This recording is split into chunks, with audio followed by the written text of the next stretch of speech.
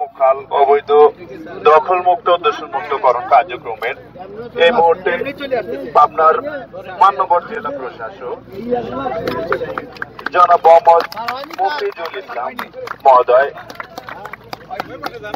শুভ উদ্বোধন ঘোষণা করলেন।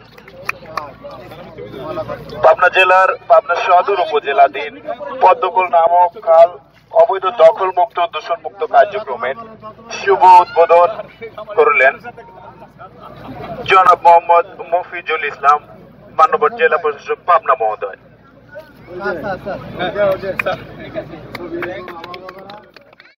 পাবনা ইছামতি নদীর শাখা পদ্মকুল দখল ও দূষণমুক্ত করণ অভিযান শুরু। 1 মিনিট টিভি ডেস্ক রিপোর্ট। সরকারি নির্দেশনা মোতাবেক দেশের 64টি জেলায় একযোগে খাল এবং জলাশয় খনন এবং দখল এবং দূষণমুক্ত অভিযান শুরু হয়েছে। সারা দেশের মতো পাবনা জেলাতেও এই অভিযানের উদ্বোধন করা হয়।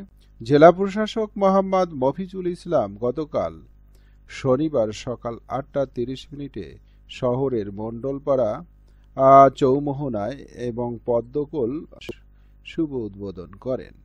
মূলত মণ্ডলপাড়া চৌমোহনা হতে সাধুপাড়া চরসাধুপাড়া হয়ে অনুকূল ঠাকুরের আশ্রম পর্যন্ত 3.5 অর্থাৎ 3.5 কিলোমিটার নদী আপনার পরিচ্ছন্ন এবং দখল এবং দূষণমুক্তকরণ শুরু করা হয়। উদ্বোধনী অনুষ্ঠানে জেলা প্রশাসক মোহাম্মদ মফিজুল ইসলাম বলেন, দেশের নদ নদী খাল বিল জলাশয় পরিষ্কার পরিচ্ছন্ন এবং দখল দূষণমুক্ত রাখা আমাদের সকলের নৈতিক দায়িত্ব। বর্তমান সরকার এ বিষয়ে খুবই সোচ্চার। আমরা সরকারের নির্দেশনা বাস্তবায়ন এবং নদ নদী রক্ষায় সরকারের এই ধারাবাহিকতা অব্যাহত রাখার কাজ হিসেবে পাবনা শহরের পদ্মকুল পরিচ্ছন্ন এবং দখল এবং দূষণমুক্ত অভিযান শুরু করলাম। সম্পূর্ণ স্বেচ্ছাশ্রমের ভিত্তিতে অভিযান পরিচালিত হবে। আপনারা চাইলে যে কেউ অংশগ্রহণ করতে পারেন। আর যারা অংশগ্রহণ করেছেন তাদেরকে আমার পক্ষ থেকে জানাই অশেষ কৃতজ্ঞতা।